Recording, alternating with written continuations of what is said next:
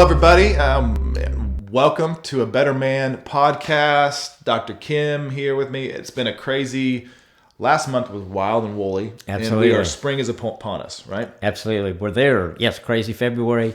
Craziest I ever remember. And so I think most people were cold and snow and all that kind of stuff. And just to think that spring is almost here, or March 1st, I always think it's here. Whether, it could be snowing, I'm still saying it is spring.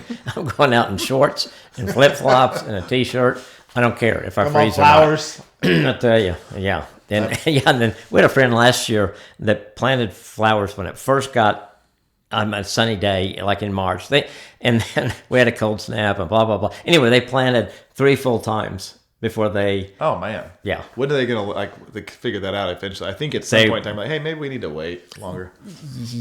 I think one of the couple was saying wait and the other was saying no, and no one. Man, it sounds like they're having some marriage issues. I don't know. Maybe we could help them with that, possibly? I think I may call them when we get through. Might be a bad idea. But you're right as far as the temperature. It was crazy. In fact, it was wild because at one point in time it was negative 13, and then you fast forward 7 days and it was 60 degrees, 65 degrees. Like, it was just wild. It's crazy. It was fun. Glad it's over with. Looking forward to spring. Yes. Today, there's just, I feel like with us at times, we can, I don't know, just, what do you think about like squirrels and spring and... Huh? Yeah, distractions. What? That's what we. Yeah. You see what we did there? We're talking about distractions today. Not that you and I ever get distracted by any stretch of the imagination. But, never. We want to talk about it because it is something that affects all of us. And I feel like in the world today, we are more distracted as men than we have ever been before because of all the things we have. In fact, we found just a study that said that men are people at a work environment, people in general, but work environment, are distracted up to 50 or 60 times a day from what they're doing in their job because of all the things that they have going on, cell phones, technology, everything like that. So that's a lot. Yeah, because that's I can't just 7-8 times an hour, and you think about that, so that's once every 10 minutes or less. So wow, it's a lot. And some of those, I'm sure those aren't small. Those usually aren't small distractions. Those are big distractions, but. Because there's things that takes away from what we have to do. We have to focus on that at times. Somebody sends a text or something like that. We have to stop and do it. Email. Yeah. So we definitely think, in your opinion today, what do you think is the biggest distraction facing men today? The things that were going to make our lives easier, technology. I mean, I think it is, just like you mentioned. So it's so hard when your phone beeps or, an email came in or a text came in, not to look at it. And so, that's why if I'm writing, I can't have my phone near me because I'm going to be distracted. And so I've got to put it where I can't even hear it because, it goes off every few minutes or whatever.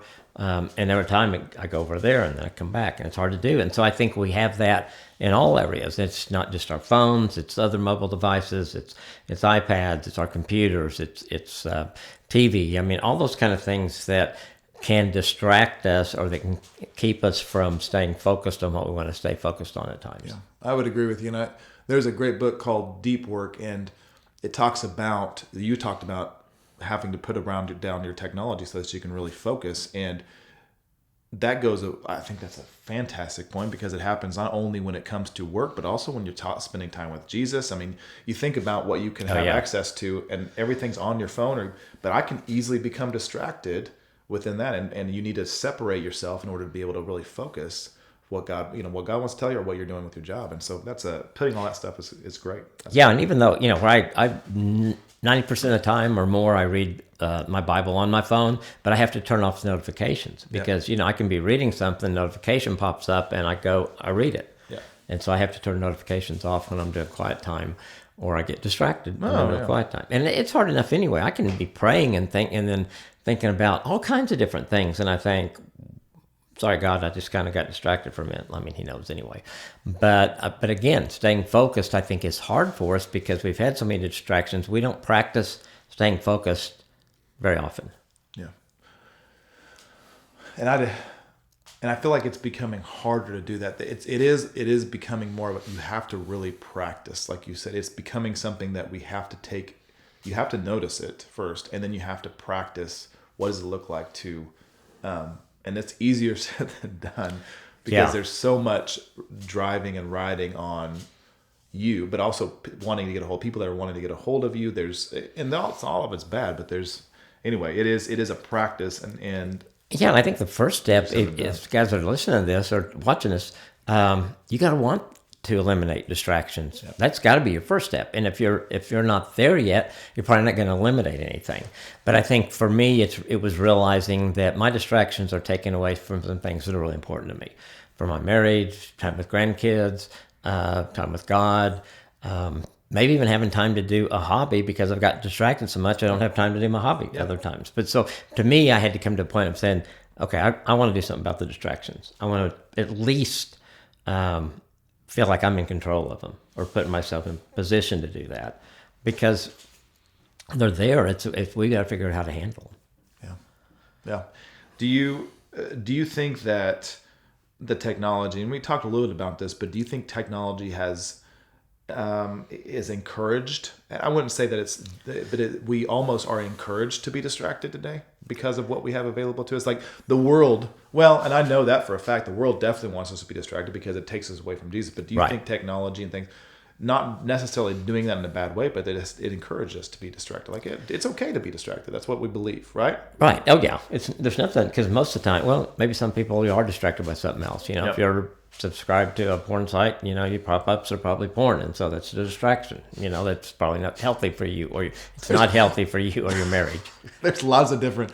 That's a distraction that leads into another whole different conversation that we need to have with the distractions. Yes, absolutely. So, but all of them, no. I mean, I think what I don't know we're ever going to figure out how to use technology in a way that is completely healthy. Yeah. I think it came on to a us good so quick. It grew so fast. I mean, you really think that the first iPhone, I remember thinking, well, what are even apps, And then maybe there were a few that came out and we didn't have all those kind of distractions. And then that's only been like 13, 14 years ago. Yep. And we've gone from something that was not in our lives at all to we have it in our hands all the time. Technology has advanced so quickly, and it's not slowing down. Right. And so I think we have to, you're not going to slow technology down. You got to figure out how we're going to handle technology in a way that's healthy for us. When you talk about that, it even affects our families and stuff, because what I'm looking at as my kids, you're looking at is from even your kids and your grandkids now too, but the different dynamics and different levels of that distraction. I'm seeing my kids being distracted in ways that I never was to some degree, which is absolutely, which is amazing. But you're saying how quickly it's changing, and I even have to start thinking about, okay, how do I help my children understand how not to be distracted when I'm battling against it as well? Have you ever, talking to people, encountered anything like that? What do you tell people in those situations? Yeah, like what are some with the steps kids to help? Like, what are some steps to help your family in general work through the distractions? Well, I think you can't control everything, but I think you can set the times, like in the evening that you've got time when all the phones are docked. If you've got teenagers, whatever it is, that's going to be hard at first, especially, for all of us probably. Yeah. And that, you can do things like that. And I think too, helping our kids learn to, like so many people have had to do homeschool through COVID and stuff like that. And so helping our kids, how do you keep from being distracted when you're at home, and helping them learn how to focus? And there's all kinds of things that I've read about different ideas about the way to do that. You only stay focused for 20 minutes at a time, take a break, things like that, figuring out what works for your family. But at least you're being intentional about it and trying to teach your kids that it is important to focus for a period of time, because you're going to absorb more, learn more, you're going to do things quicker than if you get distracted all the time. It can take you could probably do 2 hours of homework in 30 minutes if you didn't get distracted. You can, I feel like we have to, as parents nowadays, you have to physically remove those distractions from your kids. Yeah. You have to figure out setting up times and doing those things where that's no longer an issue. And it is hard to do because I want to have those, and it's hard for me to say, okay, I'm going to take this away from you, but I'm not going to take it away from me, because daddy needs it, but you guys don't need it, but daddy needs it. But it is something that I think physically you have to start removing. Do you find that when that happens, there is a form of addiction that is starting? I don't even say that. We know that is true. Like there is an addiction to technology and addiction to social media, right? Yeah, it's read something I think the last couple of weeks about the dopamine that's released, and with our phones, and like when we get that ping and it's going to be a like, or it's going to be something like this, and the rush that comes from that, and that we even anticipate it, and that's why I hold it in our hands all the time, because we're wanting that so badly. So there's definitely that addictive part of it, and I think as adults we got to figure that out. We got to help our kids figure that out. I was thinking really when I was growing up, and that was when there was a time that all of a sudden, like after school, there was a block of, there were only 3 networks then, so a block of shows just for kids. Yep. Well, used to, I would come home from school, I would drop my books, I'd go outside as quick as I could and start playing, finding friends, playing football and stuff like that. But then with the TV option, it kind of went, I kind of watch this, or I kind of watch that. And so it was a different type of distraction then that my parents had to deal with. And so, my mom said, okay, you're not going to watch 3 hours of stuff, though, when you get home from school. You can pick 2 shows to watch or 1 show to watch, and the rest, and couldn't DVR then, so, you had to watch it live. And then the rest of the time, she wanted me to play or to do something that was, going to be different for me, healthier for me. No, that's good. We have to be, I think as a society and as men in general, we have to be very careful with what we are allowing to control our lives, because the Bible is very clear that you shall have no other gods before me. And we do allow technology and different things like that, these distractions, which are not necessarily created to be bad, but we have to be careful, because they will become like you said, it physically starts to affect us, where we genuinely want, and that's reasons of people going through social media fasts and stuff like that to kind of detox, to purge them, to detox and that stuff. And where so much I feel like when it comes to these distractions, it has to do with I'm just as guilty as it. Where is my God? Who is the God of my own life at this point in time? Is it truly Jesus? Is it truly Him? Am I truly following after Him, or am I allowing this to be the God? Yeah. Well, I think if we had 20 guys here with us right now, and I had them all pull out their phones and say, "Is that more important to you than God?" Nobody'd say yes. Yes. But then when you talk about check your minutes that you're on at that day against the time you spent with God, and it's the phone's going to win. Yeah. It starts hurting. And and I'm not saying, because this is a totally different deal, but I think we need to get to where we have a God consciousness all through the day, not just when we pray in the morning or evening or quiet time. And that, I think, is a way to combat that. But I think where we spend our time says something, even though we may verbally say, well, of course God's most important. Of course. Yeah. Let me check my phone and I'll talk to you about that in a minute. I was on my Bible app at that point in time. I can't even, that's what I was looking at. It wasn't the latest sports score. No. And what we're talking about these things, and I am as convicted as anybody when it comes to this. And there has to be a time and a place when you do say, okay, I'm putting this stuff aside, but also where is my focus at? What am I? And I like to tell you, you do need to pray without ceasing. There's a constant reminder. If God's constantly on your mind, what are some ways that we can do, like maybe just 2 or 3 things today that as men we can do to start removing some of these distractions? Here's some practices, some easy steps. Yeah. Well, I think the first thing that I said a while ago, you got to decide you want to do it. You can't be doing it. And probably if you talk to the people in your life, your spouse, maybe your kids, and they say, "Do you feel like I'm distracted a lot?" If they're honest with you, I think they're going to say yes. My kids just said are. that. Yeah, and so I think you got to make that important. And then I think what are your steps? And that doesn't mean you eliminate everything, but maybe you have those times when you're totally away from technology, or your notifications are turned off, or you're just unplugged for a period of time. And maybe start slow. Maybe you do that during a quiet time, or maybe you do it like in the evenings when you get home. But begin to experiment with some times and be intentional about eliminating as much distractions as you can, because there's a lot of distractions you can't do anything about. Yeah. But you have a lot that you can do something about. For me, the best thing for me to do is get my phone where I can't touch it.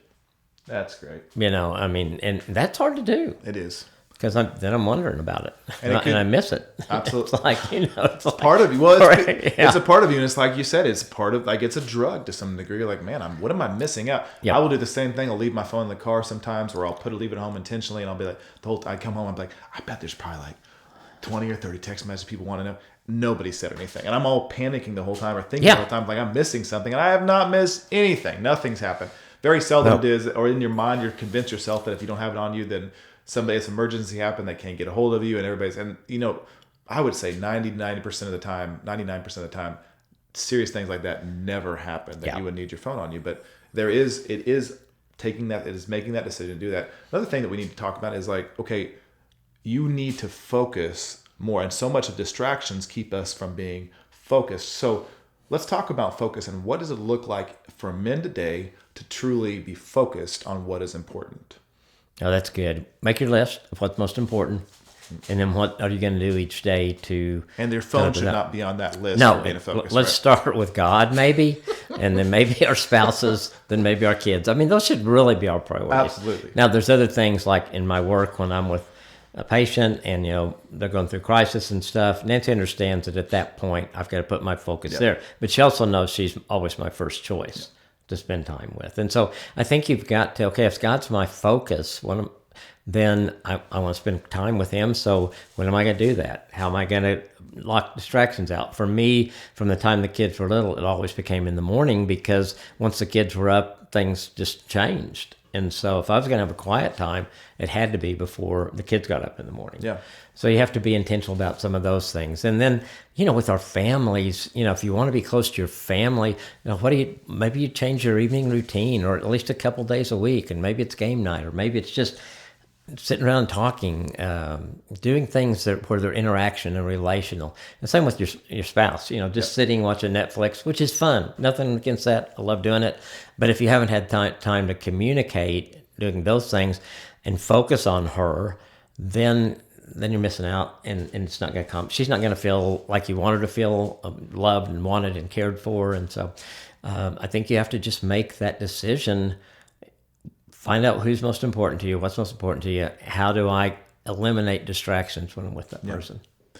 And so much, very good. And so much of focus for a lot of us, and I think this is as I'm thinking through all these things for me in general, so much of focus has to do with sacrifice. And when you choose to, and it's not that instant satisfaction. A lot of times focus is long term. You're focusing so that you can accomplish something that's important. You're focusing on your children because you want them to be better adults, better parents, better kids as they grow up, better people in general. Your wife, you want your marriage to be better, your time with God, and that takes sacrifice because it's a delayed reward. And I think about spending time with God. People are like, well, I'll spend time when I can squeeze it in during the day. Well, it's like, no, that's not a sacrifice for you. What does it look like to specifically say, I'm going to get up in the morning earlier than I probably need to, or I want to, but I'm going to get up to spend time with God because that's the best time for me to focus on what is, and I'm making that a priority. Absolutely. Yeah, I that's so good. I was just thinking too, when I write books, I mean, I know the book, it's not, if I'm sitting in front of the TV and I yell up at it and I'm writing a book, it will take me eons to do that. And I know that I've got to set aside, what I used to do when I write is set 2 days a week, and I have all distractions out of the way for those 2 days, taking a few breaks in between. And then I can knock a book out in a period of time. And I think you've got to learn to, if you're going to accomplish the things you want to accomplish, like write a book, have a better relationship with your wife, your kids, you've got to put some boundaries around it. Yep. And you have no choice. Be intentional with to. it. Yeah. And I'd even say today, and we're there, like in society today, where we're facing the reality that you don't have necessarily the ability to always get away and do things. If you have kids at home, it's harder to find that adequate time. You have to start creating new opportunities to be able to find that time to focus. And it's being creative. It's hard, and it's not always comfortable.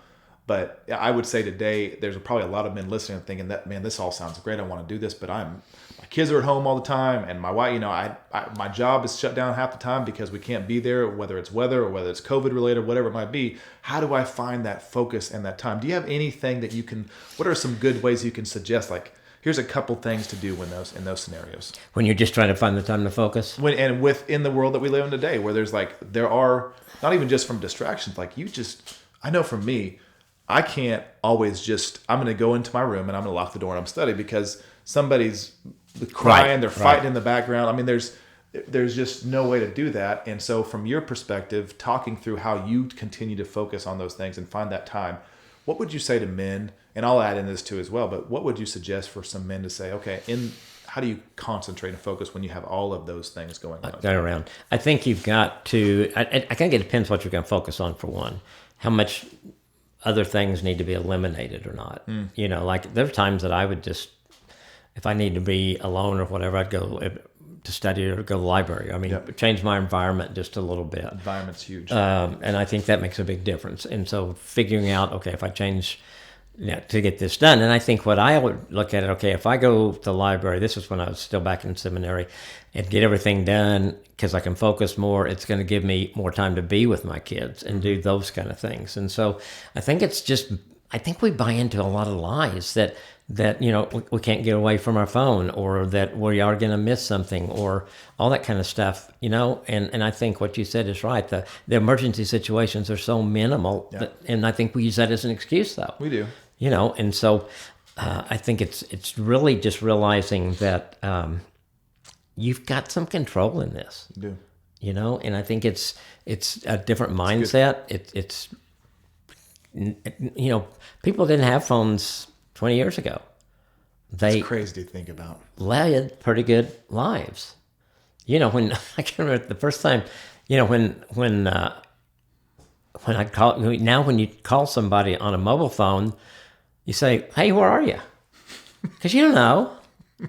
And back when I was growing up, you knew you were calling their home phone, or you call them at work. I mean, you didn't have all those options, so you knew where they were.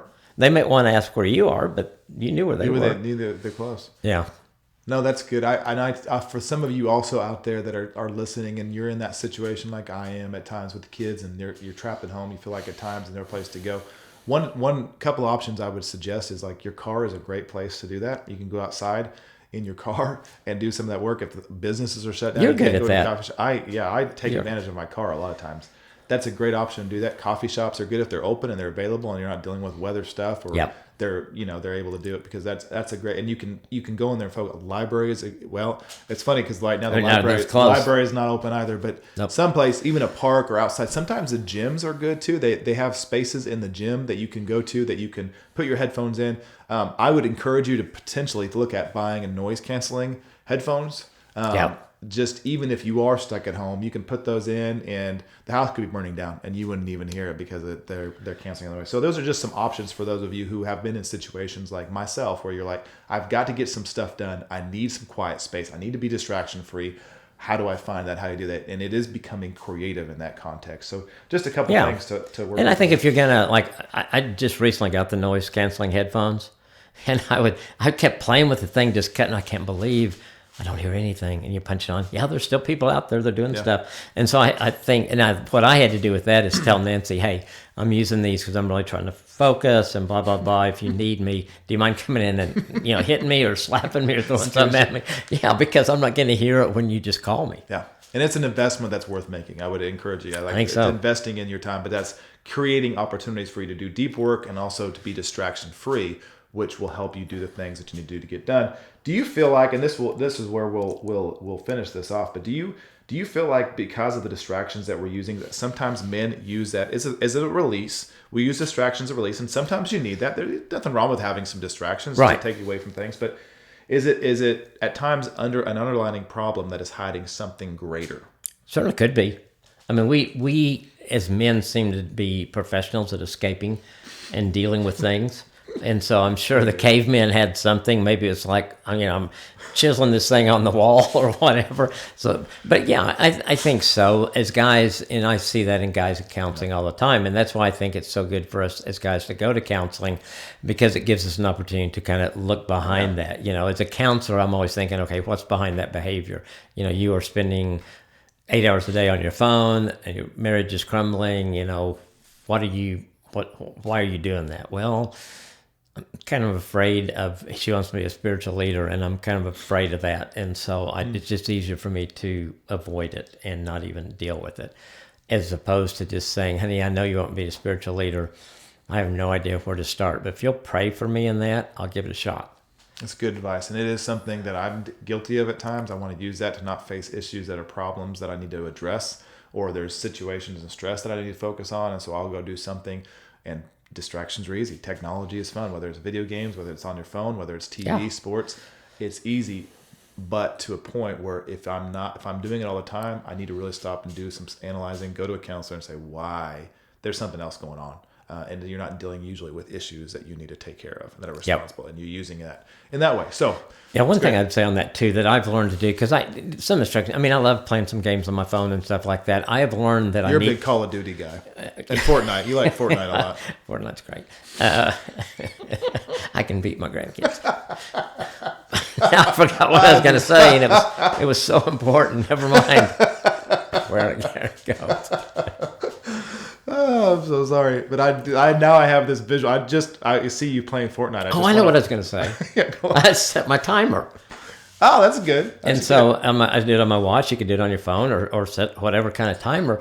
But then you got it when the timer goes off. I've got it. Okay. Because I can sit there and I can say, well, I'm just going to play just a little bit longer, And then all of a sudden I realized that 2 hours is gone and I was going to play on for 15 minutes, And so it's was a distraction for a limited amount of time just to kind of get your mind. Yeah. But now it's turning. I have to put some boundaries and good. parameters around it. I like that timer thing. That's a great. It helps. Yeah. But you got to, you can't ignore it. You've got to listen to it when it happens. It comes in. And I think it's just that, like we've talked about atomic habits and stuff like that. Again, as you do some of the things that may be hard right now, or you're thinking, oh, do I really want to do that? As you do it, you're going to get in that rhythm and pattern, and that's going to become your new normal. And then it becomes much, much easier to do. Rewiring. And you start seeing the benefits of getting away with the distractions, and your life is richer. Your relationship with God is better. Your spouse thinks you're awesome, and your kids you have time with them. Yeah, and just we're learning that at church, but just studying when you do changing the way that you think that you have to go about doing things and replacing it with something else. So if you are always like, well, this is the time I would go and watch a movie or something on Netflix, what if you change it and said, I'm going to spend a little bit of time with Jesus and the Word? And it's hard at the beginning, but eventually your mind gets to the point where it's like, instead of always going to Netflix for relaxation, you start reading the Bible more and you spend time with the Word. And and same with the kids and same with everything else. It's a rewiring to some degree. Absolutely. For that brain, which is good. It's a good discussion. Great discussion. It is. I noticed you didn't get distracted once. Not one time. I was pretty proud of myself. I focused as well. Usually I'm bringing you back in. And where'd like, go? Squirrel or something like that. I didn't even have to do that this time. So did you see the squirrel though? Teaching me. No, I didn't. If there's a squirrel in here, I'm out. Like that's all I gotta say. Exactly. Small space. So it was a good. I think this is definitely an issue and a topic that we need to continue to cover, and men need to continue to think about because it's only going to continue to get worse. So it's not going to get better on its own. Not at all. But as always, it's always a pleasure sitting here, getting the chance to share with you and learn. I learn a lot, Dr. Kim, and I know you guys are getting the opportunity to learn as well. So we just want to thank you guys for joining us. Continue to invite people to listen to the podcast, the Better Man Podcast. We want to continue to encourage men to not just be an okay man, but a better man. That's right. Thanks for listening. You guys have a great rest of your day. See you in April.